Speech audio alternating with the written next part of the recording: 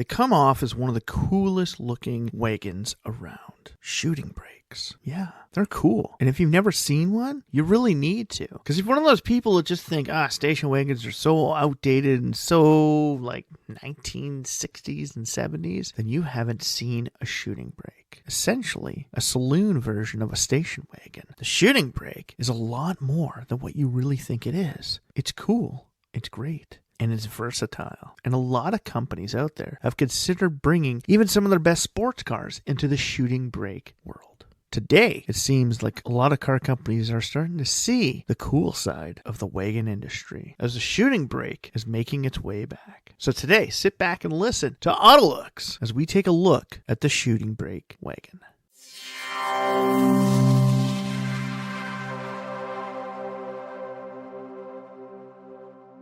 Welcome back to the AutoLooks podcast. I am your host, as always, the doctor to the automotive industry, Mr. Everett J, coming to you from our host website at AutoLooks.net. If you haven't been there, stop by, check it out, read some of the reviews, check out some of the ratings, and go to the Corporate Links website page. Big or small, we have them all. Car companies from around the globe, all on the AutoLooks.net website. The AutoLooks podcast is brought to you by Ecom Entertainment Group and distributed by Podbeam.com. If you'd like to get in touch with us, send us an email over at email@AutoLooks.net. So like I said, shooting brakes. If you don't know what a shooting brake is, go online and check it out. They're some of the coolest looking wagons. Originally, shooting brakes were only two-door wagons. That's it. That's all they were. And the very beginning of the shooting brake industry, they were essentially built to be panel vans. Before vans were out, they added panels to station wagons for cargo deliveries. Go back to the original 50s. You get the Pontiac sedan delivery and the Ford Courier. They were shooting brakes. Sure, vans were starting to come around, but the most versatile vehicle back in the 1950s was the station wagon. We didn't know about vans. We didn't know about panel vehicles. We had been doing it this way since the inception of the automobile. And now, since we have actually started to break out different sections of the marketplace into trucks, sedans, station wagons, vans, sports cars, we started utilizing them for more around the world. Originally just created as a panel van vehicle, shooting brakes in its original concept were built for the delivery service industry, and that's pretty much it. It really wasn't until 1953, when Chevrolet released the Corvette, that the shooting brake industry really took hold. People saw the Corvette and thought it was great, but in the back of somebody's head they went, I wonder if we put a hatchback on this thing, we can go further. You have to remember, at those point in times, people were buying some of these vehicles, and it was their only vehicle. Well, Corvette is great, but it's not very versatile. I can't go and get groceries in it. I can't go for a long trip in it. It's a sports car. Go from point A to point B, and that's really it. But if I put a hardtop on it and extend the back, I can get more space out of it, and I can go further. I could do more stuff. This is cool. We should do this. But we just released the Corvette. Do we want to taint its name with a station wagon? So Chevrolet sat back and thought about it. Should we give the Corvette a wagon version? No. We're not going to do it. We're not going to kill the amazing car we just built. We created the Corvette and everybody wants one. We're not going to add another model to its nameplate. Screw that. You want to create the shooting brake version of the Corvette? Find another way to do it. Yeah. Tell that to an automotive designer. They're going to look at you and be like, oh yeah.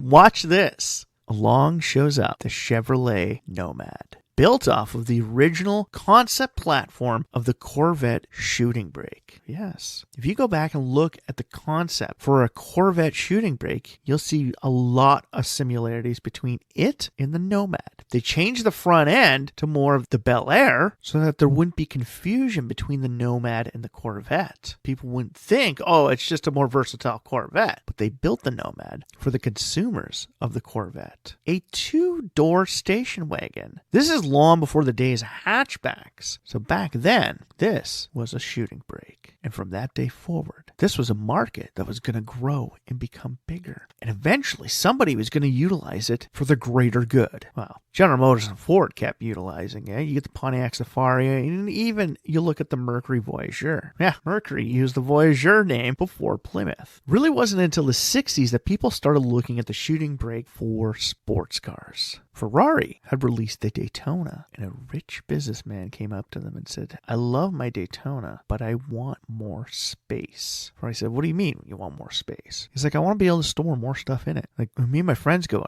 I want more space for everything. I want to be able to travel in this thing. I want to be able to go out on the weekend with all of my luggage and be able to bring something home.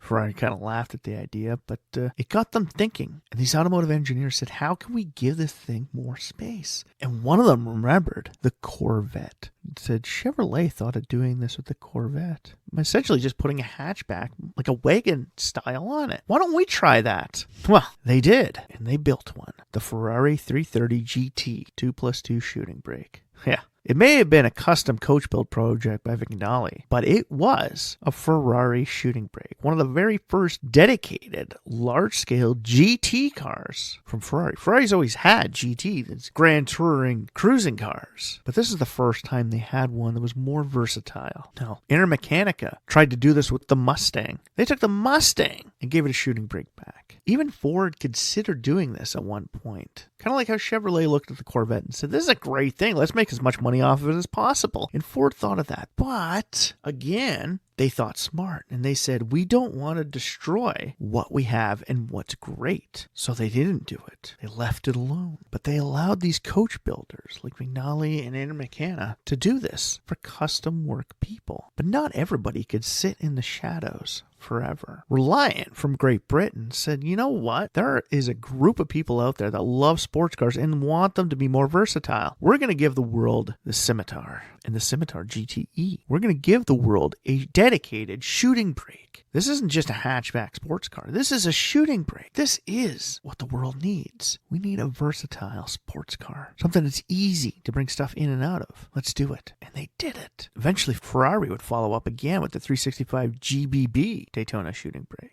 And along came Jensen in the 70s, who did it with their GT. Ford may have never built a Mustang wagon, but they built a wagon on a future Mustang platform. The Ford Pinto Squire is essentially a shooting brake. Two-door wagon, and it's a shooting brake on a platform that eventually spawned the Mustang II. So essentially, there was a shooting brake Mustang in its history. People won't call it that. Of course, people don't even call the Mustang II a true Mustang. I'm one of them. But, hey, they thought it might be cool. The 60s were cool, and people were trying these things. But the 70s, things were getting bigger. Cadillac was building the Fleetwood Estate. They didn't put a flat back on their station wagon. They curved it out. But now, this is more of a saloon style in a station wagon. This is where shooting brakes really started to take off. They were going from 2 to 4 doors. That was odd. We all thought shooting brakes were only 2 doors. No.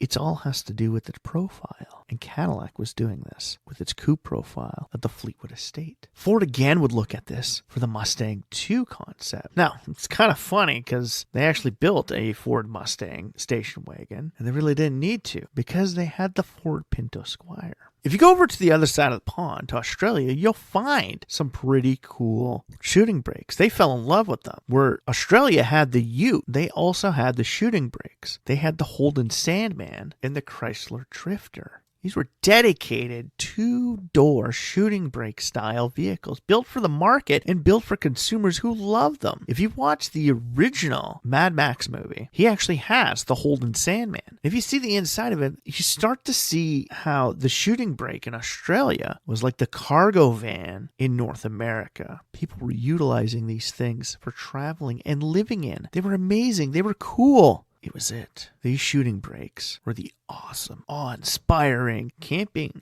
vehicle. The Holden Sandman was it. Holden would eventually bring the Sandman back in concept form in the early 2000s. Wouldn't actually bring the car back. But for a short time during the 70s, people fell in love with the shooting brake style, and more of the standard class was able to have it. The Nomad was gone. But then still, the shooting brake style would never leave us. And eventually, more people would want them. You get custom shooting brake styles of Bentleys, of Jaguars. People wanted them, and especially in the luxury world, because they wanted that amazing sports car. They want to give up their 2 doors, but they also didn't want to give up their weekend adventures. So the rich, but not super rich, would only want one vehicle. They would get a shooting brake style vehicle commissioned. Ferrari would eventually do this in the 90s with the 456 GT Venice for a custom built customer. Only building a few of them, but they wanted them. By the late 80s, the shooting brake scene was taking a back seat. Unless you were driving a Jaguar or Bentley, nobody wanted them. But then Nissan said, hey, we got these tiny little sports cars, and we know people want more space in them. Kind of like the original Nomad. People want more out of what they have. And with the sports car craze booming during the 80s and 90s, Nissan would go on to give their Pulsar a hatch. The EXA Sportback, or Nissan Pulsar Sportback, would give life to a new entry-level shooting brake to the world. Geo would eventually do this with the Storm hatch as well, giving the entry-level world a small hatchback sports cars, giving life to these new shooting brakes. BMW would follow up the Z3 with the Z3M Coupe shooting brake, giving the world one of the first production-based shooting brake sports cars. First one in nearly a decade. But from there, things started to go downhill. Two doors was moving out, and nobody wanted two-door cars anymore. The shooting brake was dying out. How could we keep it going? Well, Ferrari, naturally, would be there. The FF came to life out of necessity. Ferrari needed a new GT car and wanted something a little bit more versatile. People were starting to look at sedans since Porsche had brought out the Panamera and was now considering bringing out the Panamera Sport Turismo, a station wagon variation. Ferrari didn't want to get into the sedan or SUV craze at the beginning, so for it, they gave the world the Ferrari FF. They gave the world a shooting brake. Hell, they did it before, back in the 60s and 70s. Why not do it again? The world loves shooting brakes, and they see them as a sport vehicle. So Ferrari brought us back those shooting brakes. Eventually, Zagato would do this with the Aston Martin Vanquish as well, giving us more shooting brakes for the luxury sports car market. Yeah. Fortunately, the Sandman would never return, as Holden would eventually kick the bucket. And all our hopes were put on one model from Mercedes. The CLS was a brand new saloon model off its S-Class. And because it had such a nice coupe profile, Mercedes, knowing that people in Europe love wagons, decided to give us the CLS shooting brake. A brand new four-door shooting brake variation of the CLS, bringing to the world a new form of luxury wagon.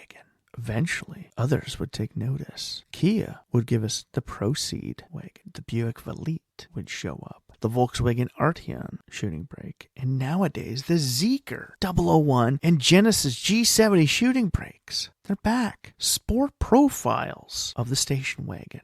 Wagons are dying in the world as nobody wants them. Nobody wants a flat-back station wagon. Kind of like a flat-back SUV is dying out in the world of CUVs, SUVs. They all want coupe profiles. They don't care that you lose some of the interior space in a shooting brake. They just want it to be sleek and cool and give you the perception that it's a fun, cool, fast vehicle. When in all reality, it's not. It's a shooting brake. It's still a station wagon. Unless it has two doors like the Ferrari FF or the Holden Sandman, it's not a cool sports car shooting brake. It is a sedan shooting brake, and that is what the CLS and CLA shooting brakes have given us. Hell, Lynx has given us the new Animal. A new electric car company is building a shooting brake as well. Rolls-Royce is the Spectre shooting brake, and Vanwall, a new company to the sports car industry, is bringing back what the Nissan EXA Sportback gave us, and the Reliant Scimitar, a small shooting brake vehicle, similar to that of the Volkswagen Scirocco. Was it a hatchback or was it a shooting brake?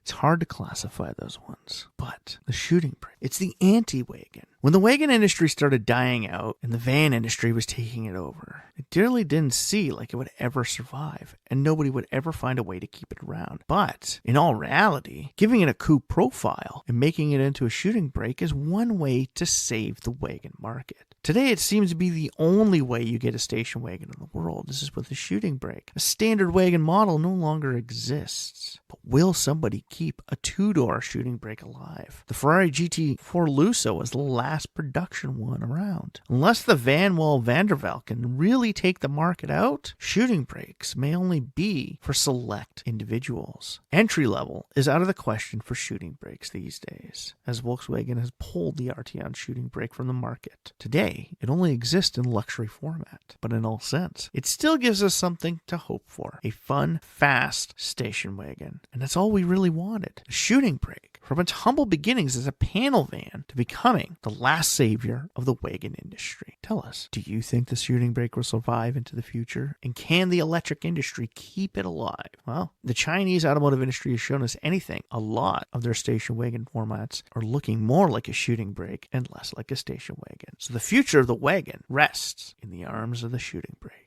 So if you like this podcast, please like, share, or comment about it on any major social feed or streaming site that you found the AutoLooks podcast on. And after that, hit the like button at the bottom. Like, share, comment. Hell, send this freaking podcast out to your friends, your families, your neighbors, anyone you know who likes automobiles, and ask them, have you ever owned a shooting brake? You ever been in a shooting brake? Do you think they're cool? Or do you think station wagons are bland, boring, and should be left in the past, as a lot of people think they are? No, we don't think so. So tell us your opinion. Click the like, click the send, click the share, and follow us on the AutoLooks.net website and the AutoLooks podcast. And after that, stop by the website, read some of the reviews, check out some of the ratings, and go to the Corporate Links website page. Big or small, we have them all on the AutoLooks.net website. The AutoLooks podcast is brought to you by Ecom Entertainment Group and distributed by Podbeam.com. If you'd like to get in touch with us, send us an email over at email@AutoLooks.net. So for myself, Everett J., the AutoLooks podcast, and the AutoLooks.net website, strap yourself in for this one fun, wild ride that the shooting brake is going to take us on in the world of wagons.